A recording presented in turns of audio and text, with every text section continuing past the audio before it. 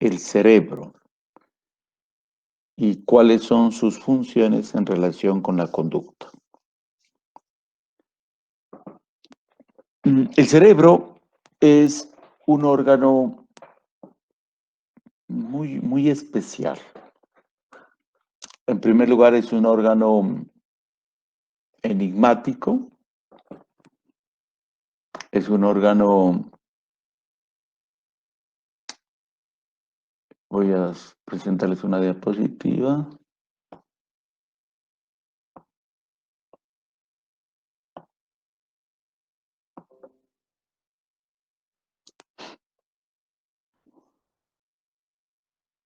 Perfecto. Si alcanzamos a ver esa diapositiva, ¿cierto?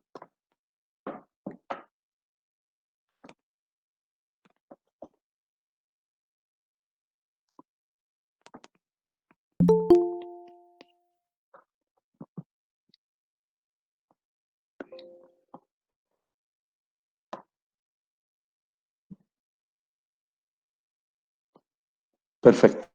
¿Sí vemos la diapositiva? Bueno, muchas gracias. Entonces, el cerebro es toda esta estructura que está aquí. Todo esto que estaría dentro del cráneo se llamaría encéfalo, porque el encéfalo no solamente es el cerebro, sino también el sistema límbico, el cerebelo y el tallo cerebral. Entonces, todo lo que está dentro del cráneo se llama encéfalo. Por supuesto que en el encéfalo el órgano más importante es el cerebro. Entonces les decía que el cerebro es un órgano que a través de la historia de la humanidad ha sido estudiado de diferentes maneras. Hace muchos años el hombre pensaba que los males y los problemas de los pacientes, de las personas, podrían estar dentro del cráneo y hacían trepanaciones, hacían unos orificios en el cráneo, como para que saliera la maldad o la enfermedad que alguien podría tener. Eso lo han descubierto los arqueólogos cuando hacen sus excavaciones y han encontrado cráneos eh, en donde se ha hecho orificios, una especie de craneotomías, que es la afición o el interés que siempre se ha tenido, que hay dentro de esa cabeza, que hay dentro de la cabeza de una persona. Y así hemos ido avanzando a través de la historia de la humanidad y de la historia de la ciencia, hasta la época actual, en donde tenemos mucha tecnología para poder estudiar con mayor precisión el funcionamiento del cerebro. Esa tecnología ha avanzado a lo que llamaríamos una tecnología funcional, porque antes era, digamos, una radiografía, se veía los huesos en la radiografía. Luego apareció la tomografía axial computarizada, que ya es una especie de una radiografía donde se hacía cortes ya específicos de las estructuras cerebrales.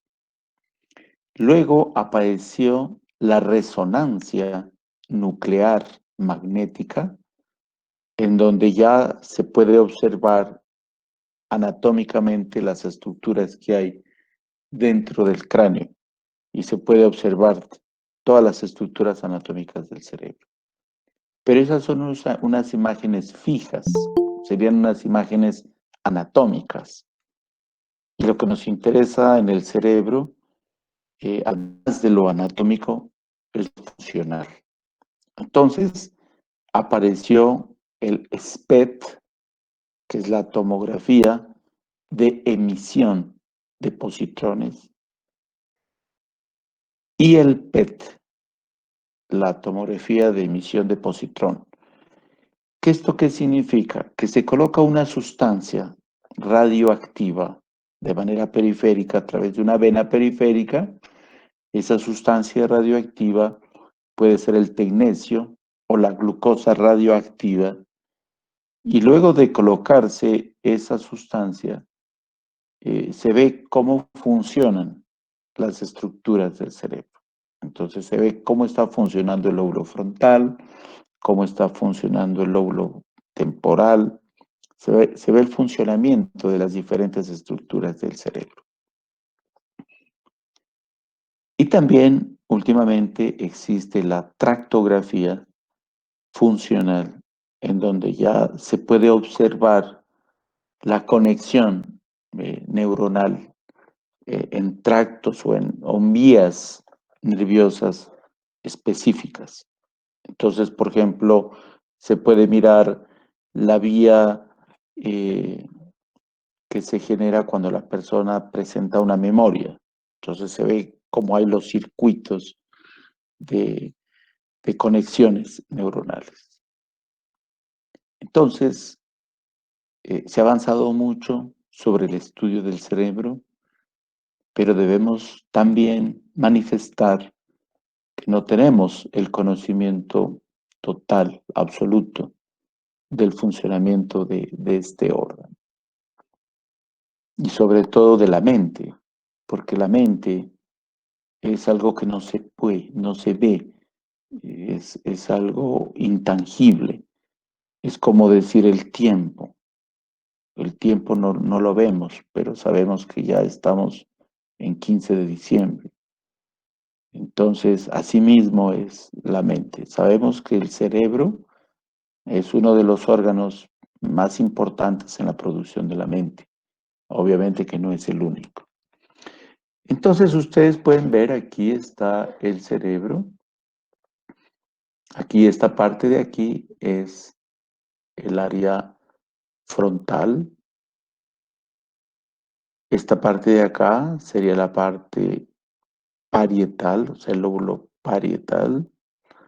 Esta parte de aquí atrás sería el lóbulo occipital.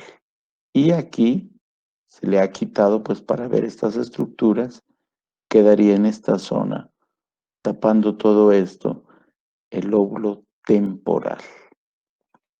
Entonces el cerebro tendría 4 lóbulos: frontal, parietal, temporal y occipital. Y también existirían 2 mitades del cerebro. Un cerebro, un hemisferio. Hemisferio significa la mitad del cerebro. Un hemisferio cerebral izquierdo y un hemisferio cerebral derecho. Entonces, tenemos un cerebro que está ubicado dentro del cráneo y que está muy protegido, en primer lugar, por las meninges, que son unas cubiertas, son 3 cubiertas que hacen que el cerebro esté bien protegido de lo que sucede en su exterior.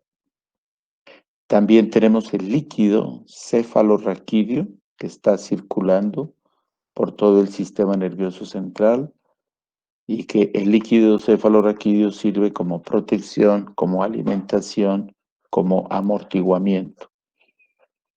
Y además existe una barrera de sangre que se llama la barrera hematoencefálica, y esto hace que el cerebro esté como protegido o separado, por decirlo así, del resto de la sangre. Hay una protección, una barrera que le está protegiendo al cerebro para que no ingresen virus o bacterias o elementos extraños al cerebro. Entonces, tenemos una barrera hematoencefálica, tenemos las meninges, tenemos el líquido cefalorraquídeo y tenemos los huesos del cráneo, que todo esto sirve para protección del cerebro. El cerebro se forma de manera muy temprana en el desarrollo embrionario, a partir de la capa externa del disco embrionario que se llama el ectodermo. Y ese ectodermo luego se convierte en un tubo neural y ese tubo neural se divide en tres partes, que son el prosencéfalo, el mesencéfalo y el rombencéfalo. La parte anterior es el prosencéfalo y esa parte es la que va a formar los hemisferios cerebrales y el cerebro. El desarrollo del cerebro en la etapa intrauterina avanza mucho, pero no llega a su totalidad. Entonces, cuando estamos con un recién nacido, un niño que acaba de nacer, después de 40 semanas de gestación, no se olviden que el embarazo dura de 38 a 42 semanas de gestación. Lo ideal es que sea 40 semanas. Un niño cuando nace a término, que es el tiempo adecuado, de 40 semanas, eh, nace con un cerebro que está en proceso todavía de gestación. Es un cerebro que en aquel momento, en el recién nacido, pesaría alrededor de unos 350, 400 gramos, cuando el peso de un cerebro es aproximadamente de 1500 gramos. El peso del cerebro en una persona adulta corresponde al 2% del peso corporal. El 2% es el peso del cerebro. Entonces, un bebé tiene un cerebro todavía pequeño que está en un proceso de neurodesarrollo y de neuromaduración. Entonces, ¿qué es el neurodesarrollo? El neurodesarrollo es que las células que conforman el cerebro, que fundamentalmente son dos, las células llamadas neuronas y sus hermanas, que se llaman las células de la neuroglia o neuroglía, están todavía creciendo, están proliferándose y además del neurodesarrollo vendría la neuromaduración. ¿Qué es la maduración? Que estas neuronas, estas células gliales, empiezan a adquirir funciones más específicas y empiezan a especializarse en ciertas funciones. Entonces, por decir algo, las neuronas del área 16 de Brodmann, aquí en el lóbulo occipital, aquí está un área que se llama el área 16 de Brodmann. Brodmann es un autor que le colocó números a muchas áreas del cerebro. Le colocó números. Ese era el modelo de aquella época, que era un modelo que se pensaba que esta área de aquí era el área visual, y eso es cierto, pero el cerebro no es un órgano estático. Aquí entonces aparece ya otro concepto muy importante que se llama la plasticidad neuronal. Entonces, hasta el momento, ¿qué tenemos como conceptos? Neurodesarrollo, que es el crecimiento, la proliferación celular. Neuromaduración, que es estas células especializándose en funciones o en alguna función. Y tendríamos la plasticidad neuronal. La plasticidad neuronal significa que estas áreas del cerebro pueden modificar su funcionamiento, que hay unos procesos de adaptación, que no es el cerebro un órgano rígido, sino que es un órgano dinámico, es un órgano cambiante, porque el cerebro tiene como función fundamental ponernos en contacto hacia afuera, o sea, es un órgano de relación tanto externa como también de relación interna, porque los seres humanos viviríamos en dos mundos, un mundo intersubjetivo, que es un mundo de relación con otras personas, con otras subjetividades, por eso se llama intersubjetivo,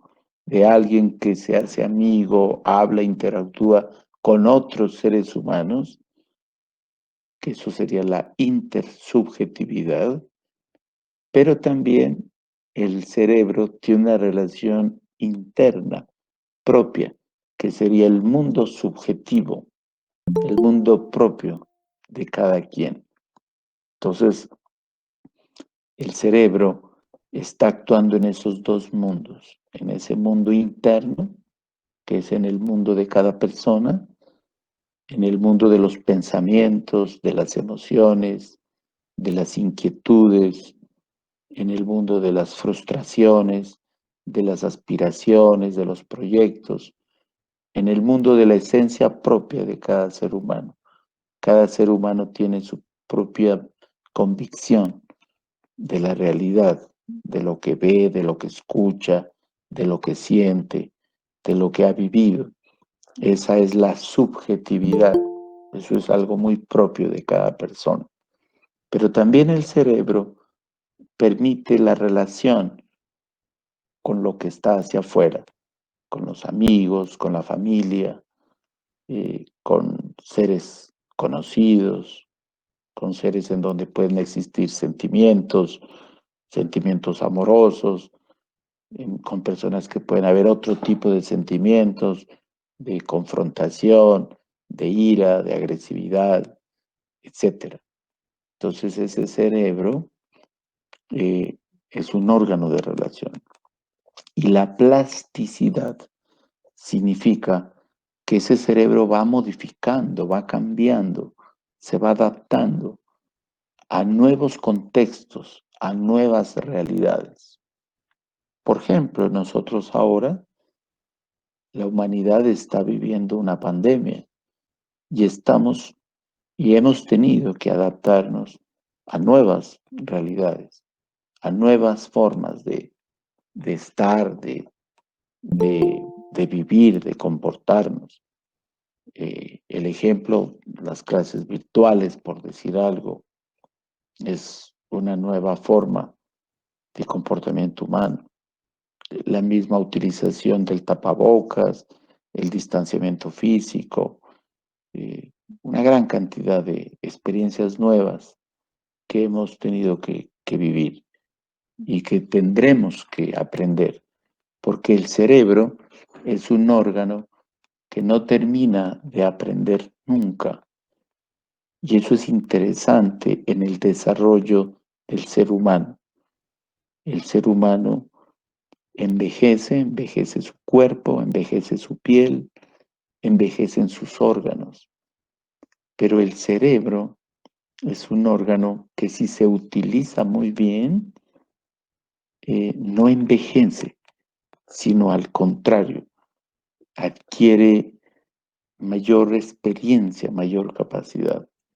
Y esto es lo que el profesor Erich Fromm llamaría el entender, el conocer, el acercarse a las puertas y al camino de la sabiduría.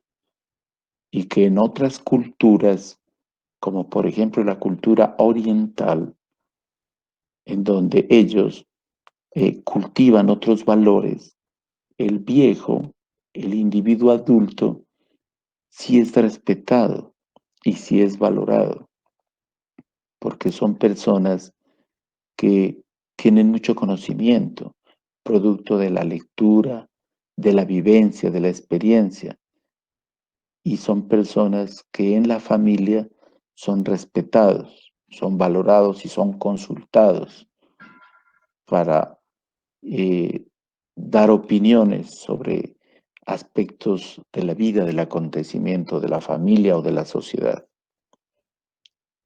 Nosotros en nuestra cultura occidental que ha sido una cultura y sigue siendo una cultura del consumismo, pues la vejez no es una edad vital valorada, respetada, porque el capitalismo y el consumismo lo que ha hecho es valorar otros aspectos de la vida del ser humano, como la juventud, la belleza, la eterna juventud, el dinero, el poder. Entonces, eh, el ser humano no ha tenido en la cultura occidental la posibilidad de la contemplación, la posibilidad de entender, de comprender esa subjetividad que hablábamos hace un momento, sino más bien eh, la humanidad ha estado en un proceso de acumulación de cosas. Entonces la gente acumula cosas, acumula ropa, acumula zapatos, acumula celulares, acumula computadores, acumula objetos y siempre está pensando en el deseo.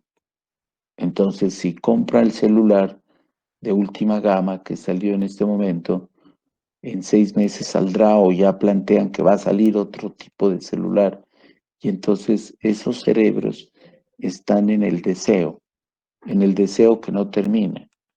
Entonces compra el celular ahora, pero como ya va a salir el nuevo celular, esa persona ya está nuevamente en otro deseo. Y entonces se convierte en un esclavo de sí mismo, un esclavo del aspecto material. Entonces el cerebro no envejece si se lo utiliza y al contrario, eh, es más productivo académicamente y científicamente. Si ustedes revisan la historia de los grandes científicos en el mundo, los grandes aportes que se le ha dado a la humanidad, son personas que los aportes los han dado en edades más tardías, digamos a partir de los 50, 55, 60 años. Einstein, por ejemplo, él era un pésimo estudiante en el colegio. De hecho, fue expulsado de muchos colegios y muchos profesores lo criticaban y le decían que él no iba a servir para nada, que debía mejor dedicarse a trabajar y no estudiar. Pero él era un autodidacta y así fue como se fue preparando y su producción académica fue a partir de los 60 años, una gran producción académica. Entonces, este cerebro sigue creciendo y más o menos alrededor de los 7 años ya está teniendo un desarrollo de formación casi como ideal y luego la maduración sí continúa hasta edades mucho más allá, hasta los 20, 25 años. Indudablemente que las edades más críticas en el desarrollo del cerebro estaría dentro de los 5 primeros años de vida. Y por eso, lo que se está hablando ahorita en la medicina es esa medicina que proteja el cerebro. Y tendríamos que plantear programas de salud pública en donde exista buena alimentación, en donde exista una buena nutrición, en donde exista un apoyo para las familias, para que los niños menores de 5 años puedan tener una vida saludable, de tal forma que ese cerebro pueda desarrollarse adecuadamente. Pero si tenemos en un país como el nuestro pobreza, abandono e ignorancia, que probablemente es lo más difícil, como por ejemplo plantear de que se deba abrir un estadio para ver la final de fútbol de nuestro país, que planteen los mismos dirigentes del fútbol Pues sí, sabemos por qué lo plantean, pues porque es un negocio, porque el fútbol es un negocio. Y entonces en este momento se están debatiendo si se va a abrir o no un estadio para ver la final de fútbol, que con todos los protocolos de bioseguridad. Eso es algo absurdo, vergonzoso, ridículo. Eh, no hay ningún país en el mundo que haya abierto un estadio para ver un partido de fútbol. Entonces, ¿cómo, cómo puede llegarse a plantear eso? Eso, como les digo, es producto de la ignorancia, pero de la ignorancia que tiene una connotación económica. Es que esto hay, detrás de esto hay intereses económicos. Y, y el fútbol pues maneja muchísimo dinero. Detrás del fútbol hay muchísimo dinero. Más allá de lo que a cualquiera de nosotros que no estamos metidos en eso, pues sí, nos gusta, los que somos hinchas nos gusta y, y vamos al estadio o íbamos al estadio y gritamos a favor de nuestro equipo, pero pues somos unos ilusos, digamos, detrás de eso hay unas redes grandes de corrupción y de economía y de manejo de dinero y de miles de millones de dólares. Entonces, en nuestro país, digamos, en donde no hay una buena nutrición infantil, en donde no hay un buen cuidado a las madres gestantes. Entonces estos niños, ya algunos ya nacen con bajo peso al nacer. Entonces ya tienen desventajas con respecto a otros que han nacido con un buen peso. Y luego la nutrición. Entonces no hay una buena nutrición, no hay un buen sistema educativo público.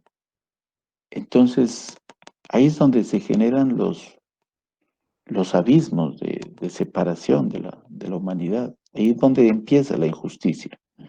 Ahí es en donde empieza la desigualdad, la inequidad. Entonces, nosotros como médicos tenemos que también plantear políticas públicas saludables y sí se vienen haciendo, se vienen planteando, pero muchas veces están bien escritas en políticas públicas, pero la realidad es diferente. Pero no podemos renunciar a eso. Y ustedes que van a ser las nuevas generaciones de médicos tienen que seguir insistiendo en una salud pública, en una protección, en un cultivo y una ayuda hacia el funcionamiento cerebral.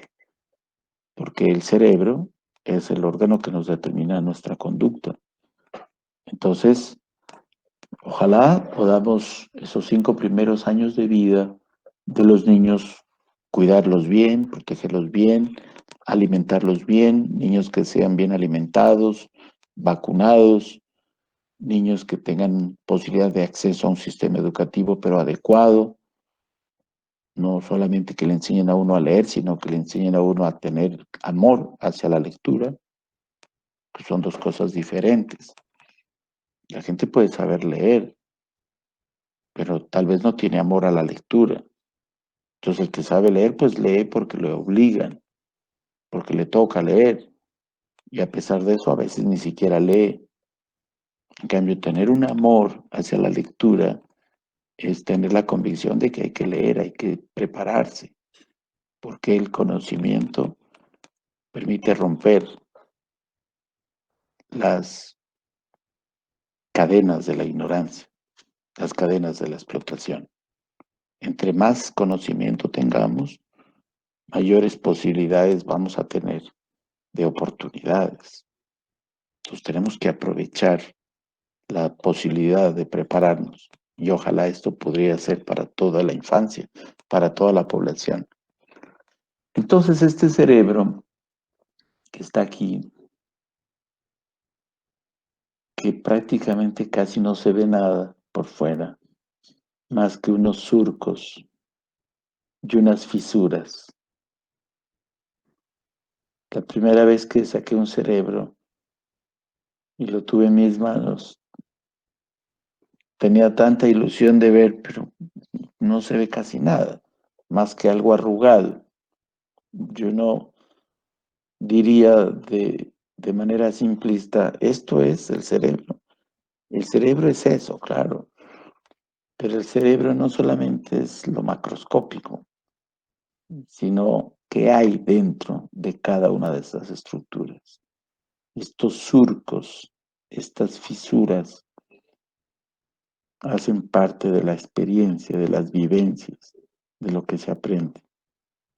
Entre más arrugado esté el cerebro, mayor conocimiento hay, mayor vida, mayor eh, vivencia, mayores aprendizajes, mayores instantes para recordar. Cuando el cerebro se destruye, la enfermedad que destruye más el cerebro es la demencia senil o enfermedad de Alzheimer. Esta enfermedad, que es la pérdida de la memoria y la pérdida de las funciones mentales superiores, fue descrita por el profesor Elois Alzheimer en 1906 en un congreso de psiquiatría en Berlín. Alzheimer presentó el caso de una paciente de 55 años de edad, que en esa época eran muy adultos, porque la expectativa de vida en esa época era menor. Entonces él presentó ese caso de una señora que perdía la memoria y que tenía un delirio de celotipia, es decir, que hablaba de que su pareja, su esposo, estaba engañándola con otra persona. Y vuelvo y repito, a esa edad, en esa época, era alguien muy adulto. Es como decir, si alguien de ahorita de 90 años, diríamos que está perdiendo la memoria y que está traicionando a su pareja. Y peor aún, en 1906, esto era pues visto como algo muy extraño. Eh, Alzheimer murió, él falleció como médico y sus estudiantes, sus discípulos, continuaron los estudios y esta paciente también falleció y sus discípulos pudieron hacerle la necropsia y mirar el cerebro y se dieron cuenta que el cerebro de esa paciente estaba liso, o sea, no tenía las fisuras que tiene un cerebro normal, no tiene estos surcos, estaba liso, como si fuese un papel, un plástico. ¿Y eso qué significaba? Que se había atrofiado, se había destruido la corteza cerebral. Y ahí fue que se describió ya de manera anatomopatológica las características de la demencia senil y en honor al profesor Alzheimer se le colocó el nombre de, de quien la describió. Y en este instante, en esta época que estamos viviendo, la demencia senil es una enfermedad muy importante por dos razones. La primera, porque hay un aumento en la población de adulto mayor. Cada vez hay más viejos, digamos, en la población, porque la expectativa de vida está aumentando. Más o menos la expectativa de vida está en nuestro país alrededor de los 70 años. En otros países europeos está sobre los 80. En el Japón está cercano a los 90 y no sería extraño que en unos 20 o 30 años muchas personas lleguen fácilmente a los 100 años, fácilmente. Entonces la expectativa de vida está ampliándose porque la medicina ha avanzado mucho en los cuidados de la salud y entonces en el control de ciertas enfermedades que son mortales. Entonces se puede controlar la hipertensión, se puede controlar la diabetes, hay buenos tratamientos y diagnósticos tempranos para el cáncer, por mencionar algunos ejemplos, y entonces la población, si tiene buenos estilos de vida, podría vivir más tiempo. Entre mayor desarrollo económico de un país, mayor expectativa de vida. En países de mayor pobreza, de mayor injusticia, de mayor inequidad, menos expectativa de vida. Entonces los adultos mayores están avanzando y por lo tanto, producto del envejecimiento natural, se presenta pues la demencia senil. Esa sería la primera razón. Y la segunda razón sería que tenemos que aprender a detectar tempranamente las alteraciones cerebrales, como son la pérdida de la memoria y va a surgir y está surgiendo cada vez más la cultura de la prevención. Y entonces en los hospitales se están formando grupos interdisciplinarios de profesionales en lo que se llamaría la clínica de la memoria. Entonces ahí estaría un geriatra, que es el especialista en adultos mayores, estaría un neurólogo, estaría un psiquiatra, estaría un neuropsicólogo, estaría un fisiatra y fisioterapeutas físicos, un equipo interdisciplinario en donde se estudia el funcionamiento cerebral de los pacientes, buscando la detección temprana para evitar que el paciente llegue hacia una destrucción de su corteza cerebral. Hasta el momento no existe un medicamento que pueda evitar la presencia de esta enfermedad, pero sí hay medicamentos que pueden permitir que no progrese tan rápidamente la enfermedad, porque esta es una enfermedad que no tiene tratamiento hasta el momento, no es mortal. Una persona con Alzheimer se enferma, tiene graves eh, comportamientos que generan un impacto muy difícil para la familia, pero no es una enfermedad que mate. Las personas fallecen por otros problemas cardiovasculares, problemas metabólicos o renales, pero no por el daño de la corteza cerebral. Bien, este cerebro requiere bastante sangre para funcionar, porque es un órgano vital. Entonces, más o menos, cerca del 40% del gasto cardíaco tiene que estar constantemente en el cerebro, porque las neuronas, si no tienen oxígeno, fallecen rápidamente.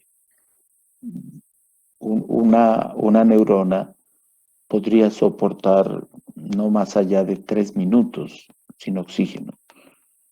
Y eso nosotros como médicos lo tenemos que saber y lo sabemos cuando tenemos que enfrentar un paro cardiorrespiratorio, cuando un paciente deja de respirar y deja de latirle el corazón, entonces tenemos que hacer técnicas de reanimación cardiopulmonar y sabemos que tenemos pocos minutos para salvarle la vida a ese paciente. No tenemos más allá de 2, 3 minutos. Si no lo logramos, pues el paciente va a tener una muerte, mínimo una muerte neuronal, una muerte cerebral. Puede que los otros órganos sigan viviendo, pero el cerebro muere. Y eso es lo que la gente llama una vida vegetativa, llama la gente. O sea, la muerte cerebral y el resto del cuerpo funcionando. Entonces, el cerebro necesita sangre, necesita que esté la sangre constantemente en el cerebro. Por eso debemos tener mucho cuidado y mucha responsabilidad en el momento del parto.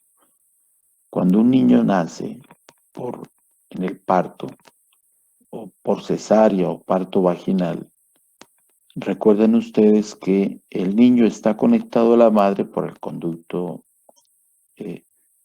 inguinal y por el cordón umbilical. El cordón umbilical, y ahí está conectado a la placenta, y ahí está la sangre fluyendo, pero cuando se corta el cordón umbilical, el niño tiene que empezar a respirar solo. Y se puede dar en ese momento una hipoxia. Hipoxia es poco oxígeno en el cerebro, una hipoxia neonatal. Y entonces ese cerebro de ese niño recién nacido, si no recibe oxígeno rápidamente, ese cerebro se altera. Y esa es la razón, en muchos casos, por alteraciones en el parto y por la hipoxia neonatal, de que ese cerebro ya presente daños, lo que antiguamente se llamaba el retardo mental. Ahora llamamos deterioro cognitivo. No llamamos retardo mental. Retardo mental es un término ya peyorativo, ¿no? Maltratante. La gente se insulta y cuando pelea le dice el uno al otro, cállate, retardado mental. Y ahora lo que llamamos es una alteración cognitiva, un deterioro cognitivo. Entonces, tenemos que estar como médicos muy pendientes en el momento del parto para que el bebé respire y si no respira, pues hacer todas las maniobras para recuperar a ese bebé y que ese bebé pueda respirar adecuadamente. Entonces, este cerebro, como les decía, se divide en 4 lóbulos y se divide en 2 hemisferios. El hemisferio cerebral izquierdo, el cerebro del lado izquierdo, es un cerebro que tiene como funciones fundamentales la memoria, el lenguaje, el pensamiento, las matemáticas. El cerebro del lado izquierdo es un cerebro de la lógica, de la razón. Es un cerebro más de la abstracción, o sea, de pensar, de reflexionar. En cambio, el cerebro del lado derecho es un cerebro más de la emoción, es el cerebro del afecto, es el cerebro del arte, de la literatura, de la poesía. Entonces tendríamos 2 cerebros conectados, como habíamos hablado en la clase anterior, por el cuerpo calloso, y estos 2 cerebros funcionan al mismo tiempo, a pesar de que más en el hombre hay más un predominio del funcionamiento del lado izquierdo del cerebro. Y la mujer, ella sí tiene una activación bilateral del cerebro. Los hombres tenemos que aprender a activar más el lado derecho. Los hombres actuamos más con funcionamiento izquierdo del cerebro. Entonces, esta distinción funcional del cerebro es muy importante porque nos permite clínicamente, cuando examinamos a un paciente,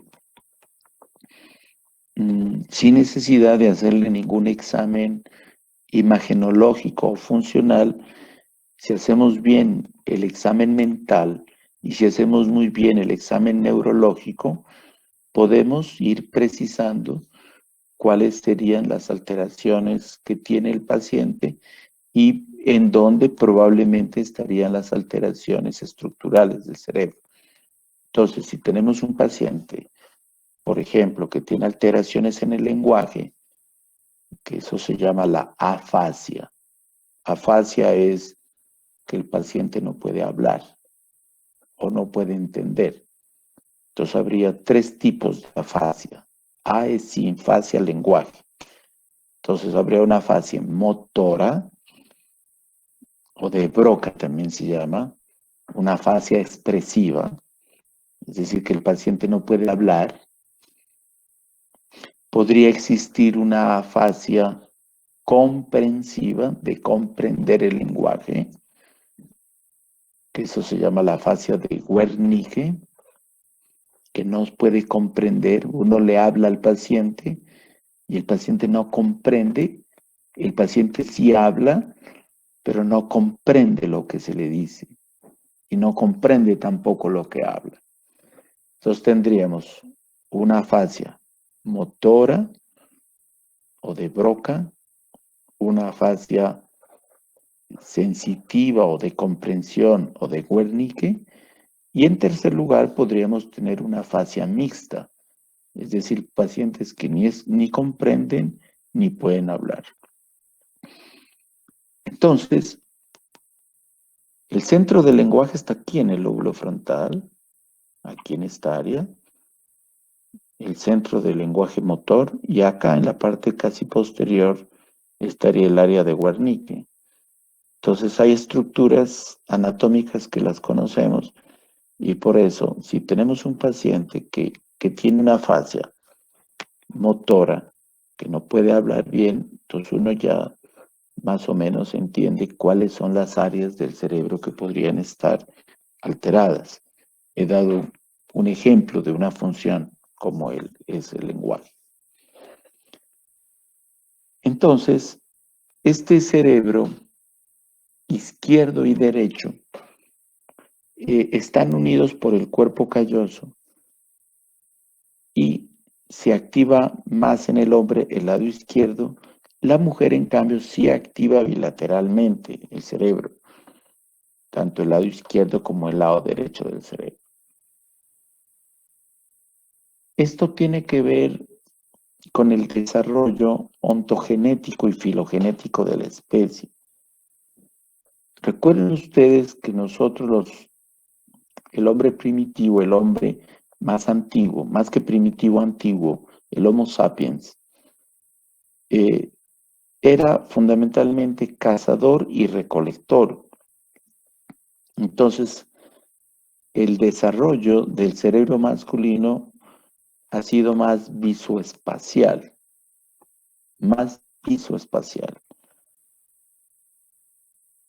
porque el hombre tenía que transitar grandes distancias y, y tenía que desarrollar esa capacidad visual y temporal y temporoespacial para orientación, etc. El hombre de ahora también desarrolla, claro, no es un hombre que está recorriendo, caminando grandes espacios. Ahora tenemos la tecnología, tenemos el internet para recorrer los espacios que podamos querer. Podemos conectarnos tranquilamente con algún amigo que está en Estados Unidos, en Europa, en donde sea. Entonces, lo visoespacial también continúa. El hombre, en el desarrollo de su proceso evolutivo, luego conoció la agricultura y decidió dejar de ser nómada para poder estacionarse y formar grupos humanos. Entonces, ahí hubo mayor desarrollo de otras áreas del cerebro. Y entonces ahí hubo un predominio también del desarrollo femenino en relación a las pautas de crianza, el afecto, la formación de los hijos, la conformación de la familia. Y entonces ahí viene también la producción cultural. Entonces ahí aparece la música, aparece la poesía, todas las expresiones afectivas que se dan fundamentalmente dentro del entorno del hogar y dentro de entornos de grupos humanos asentados. Entonces, la cultura es fundamental para nosotros los seres humanos. Este año Tendremos que adaptarnos a diferentes formas de novena. Tendremos que adaptarnos a que los carnavales, que es algo de nuestra esencia, de nuestra cultura, pues no se van a poder llevar a cabo, pues tal como se hacía antes. Yo creo que la gente va a salir a jugar. Me adelanto a decir, yo sé que estamos en una pandemia, pero la gente no creo que se va a quedar contenta solamente viendo por televisión el carnaval. Bueno, hay gente que siempre lo ha visto por televisión. O sea, siempre ha habido gente neurótica, aburrida, que no ha detestado los carnavales, por supuesto, también. Pero hay gente que le gusta y le fascinan los carnavales y que le gustaba salir desde las 3 de la mañana para conseguir un puesto ahí en la cena del carnaval y una pintica y operación ombligo y el licor que se acompaña de esas festividades y todos los polvos que se echan de todos los tipos que se pueden echar en carnaval. Pues ahora, ¿qué va a pasar? Se supone que va a haber una transmisión virtual, pero yo no creo que la gente se quede encerrada en la casa. No estoy promocionando que salgan, por supuesto. Estoy haciendo como tal vez un análisis de lo que pueda suceder. Es como si queda campeón el América. Si queda campeón el América de Cali y en nuestra región, en Nariño, que hay muchos hinchas del América, antes de que exista el Deportivo Pasto, muchos éramos hinchas también del América. Yo estoy seguro que va a haber caravanas. Sí, la gente va a salir. En Cali la gente no saldrá cuando si queda campeón el América, saldrá. Y si es el Santa Fe, pues en Bogotá también será igual. Hay reacciones humanas colectivas que no se pueden frenar. Entonces yo me estoy imaginando que probablemente el 6 de enero alguna gente va a salir a jugar. Así no haya carrozas o desfiles en las calles, en la esquina, estarán bebiendo y ya la gente ya en gastos de alcohol, qué virus ni qué nada, me imagino, harán cosas o quemarán también los años viejos también en el 31 y quemados desafortunadamente van a seguir habiendo, aunque ha habido menos, pero va a seguirse presentando. Entonces, el cerebro no es lógico, es cultural también. El cerebro también tiene una connotación emocional y eso es importante entender. Para eso tenemos el lado derecho del cerebro, la parte afectiva, el afecto es importante y hace parte de nuestra vida. Entonces, este cerebro tiene estos lóbulos y vamos a enumerar rápidamente las funciones, ya que en la próxima clase vamos a profundizar sobre ello. El lóbulo occipital, que está aquí, la parte posterior del cráneo, este es un lóbulo eminentemente visual. La función es la visión. Recuerden ustedes que el 80% como mínimo de lo que el ser humano percibe es visual. La gran mayoría de los estímulos sensoriales llegan a través de los ojos. Por eso cuando una persona es invidente, es decir, pierde la visión, desarrolla otros sentidos. Desarrolla la audición, el olfato, el tacto y la capacidad de sentir la presencia de alguien. Pero las personas que tienen bien la visión, pues todo es a través de los ojos. Y por eso el capitalismo salvaje nos muestra imágenes. ¿Por qué a un niño le gusta la televisión? A un niño le gusta, ¿qué es lo que le gusta a un niño de la televisión? Las propagandas, no el programa en sí. ¿Pero por qué le gusta la propaganda? Porque las propagandas son rápidas, inmediatas, son bastantes imágenes Y entonces cuando un niño está jugando en la sala de televisión, digamos, el niño está jugando, pero cuando empiezan las propagandas, deja de jugar y está ahí sí mirando el televisor, porque son muchas imágenes, mucho estímulo para ese cerebro. Se termina la propaganda y ya sigue un programa, ya es más lento. Entonces el niño deja de mirar la televisión y sigue jugando. O, o en la práctica clínica, en esos niños que tienen problemas de atención, las mamás le dicen a uno en la consulta, le dicen a uno, doctor, es que este niño es muy malcriado, no nos deja ver la televisión. En las propagandas, ahí sí está concentradito, pero cuando es los programas, ahí sí molesta, muy malcriado, grosero. Pues la mamá no entiende el estímulo, el funcionamiento cerebral. Entonces, lóbulo occipital, visión. La visión empieza desde los ojos, que estarían acá, por el nervio óptico, pasaría por el quiasma óptico y luego llegaría acá a la corteza cerebral occipital. Y aquí se le da la interpretación a las imágenes. El cerebro da interpretación, le da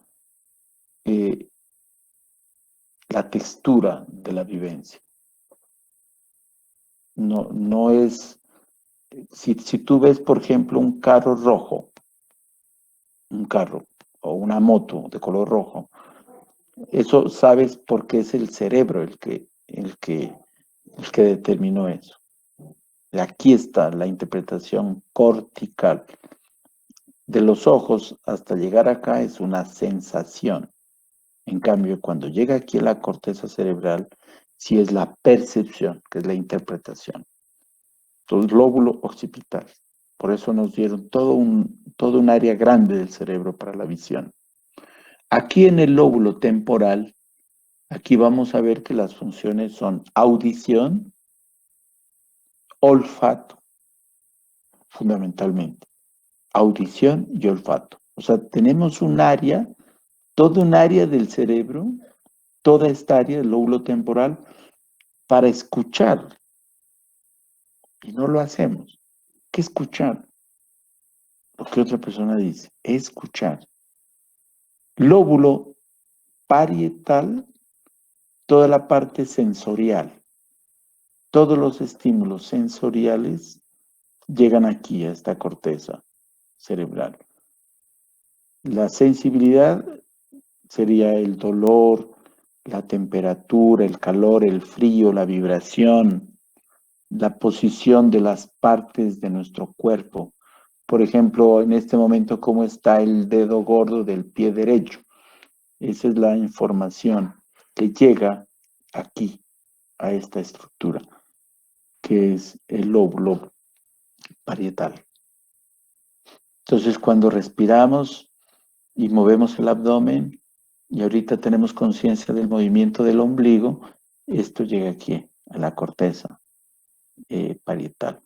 O en dónde está en este momento la rodilla izquierda, o qué es lo que está pasando con el dedo de la mano derecha, etc. Todo llega aquí, a la corteza parietal. Y tendríamos acá el lóbulo frontal. El lóbulo frontal, que se divide en tres áreas, que ya miraremos en la próxima clase. Aquí, esta parte de aquí, es el área prefrontal.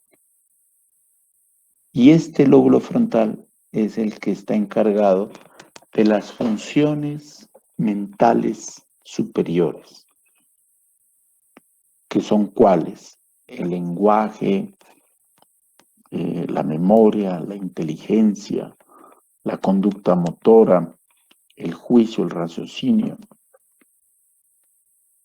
Esto es lo que nos vuelve realmente una especie humana, esta parte de aquí, el área prefrontal. Esta la tenemos solo los seres humanos. Los chimpancés y algunos simios, con quienes compartimos el 99% de los genes, y tienen un cerebro muy similar al nuestro, no tienen esta parte, que es la corteza orbitofrontal. Esto sería la parte más reciente de los últimos 5.000 años de evolución, que la tendríamos solamente los seres humanos. Entonces, en esta clase,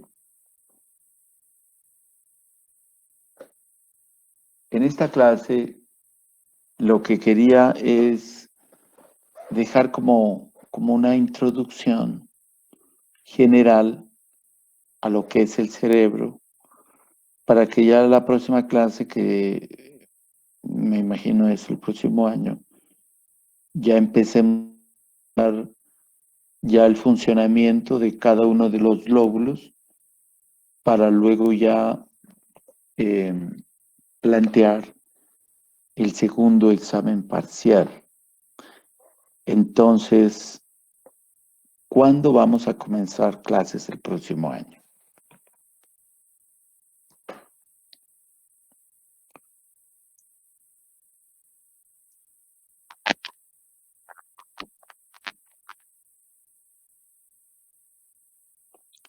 Perfecto. Entonces, eh, ¿y clases, el semestre termina cuándo, Sebastián?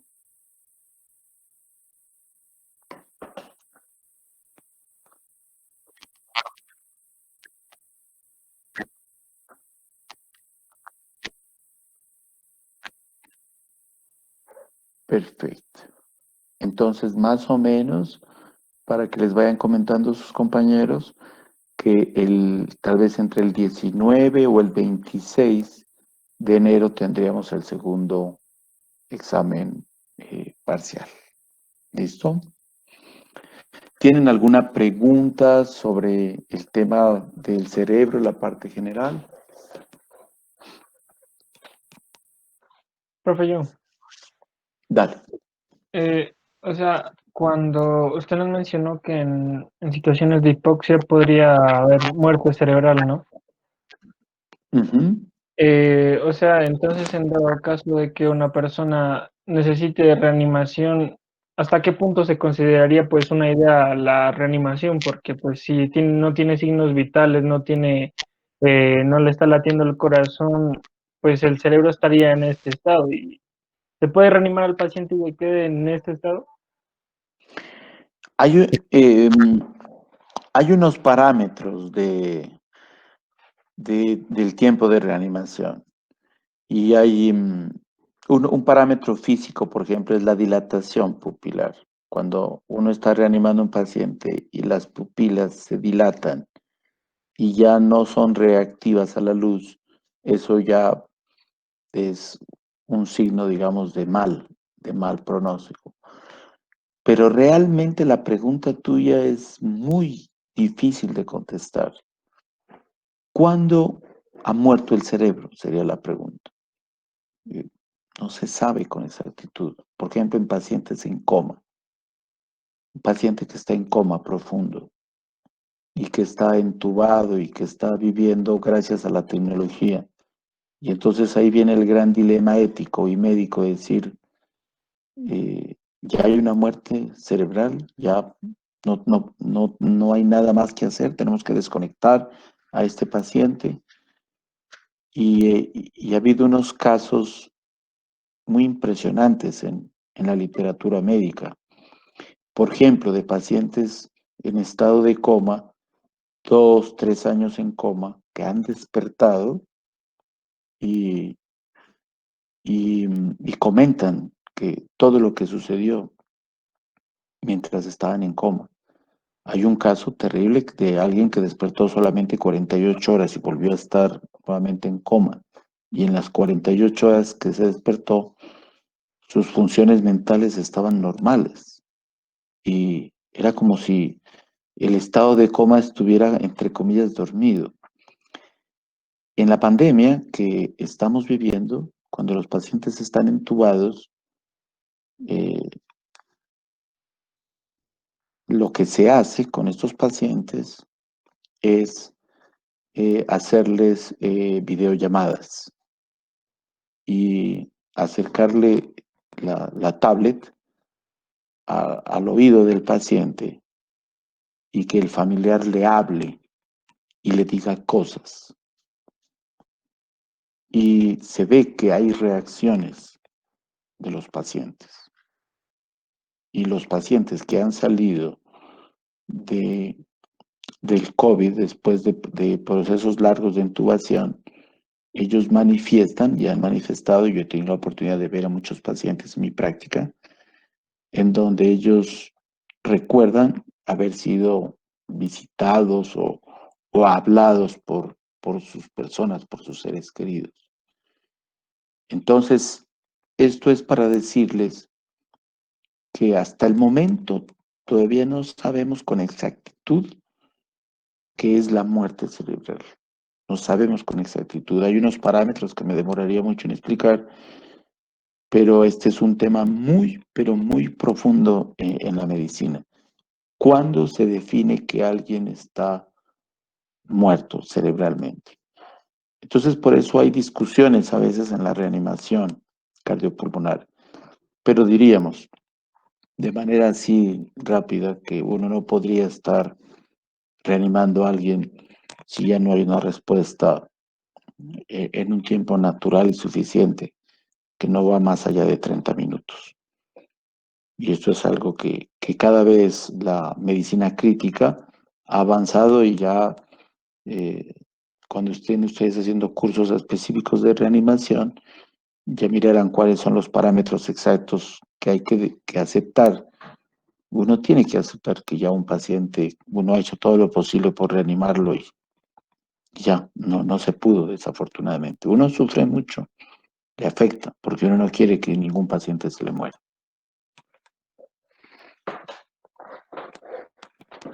Listo, doctor. Gracias. ¿Alguna pregunta más, chicos?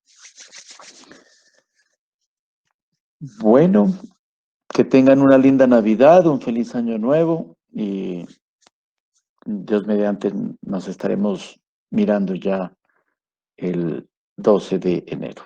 Que estén muy bien. Hasta luego. Muchas gracias, doctor. Gracias, doctor.